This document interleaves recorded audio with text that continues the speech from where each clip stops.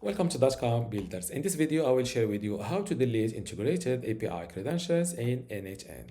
As you see here, I have in my integrated Google Calendar.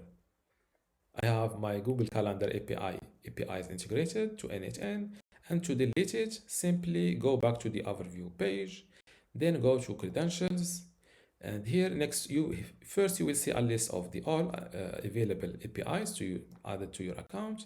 And to delete one, simply click on those three dots and select delete. Are you sure you want to delete the Google Calendar account credentials, for example? This may break any workflow that use it.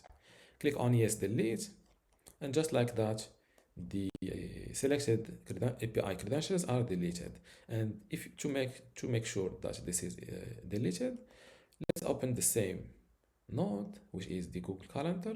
And as you see here, now it asks me for create new credential. And this is how to delete integrated API credentials in n8n. If you still have a question, leave it in the comments below. And don't forget to give this video a like. Thank you.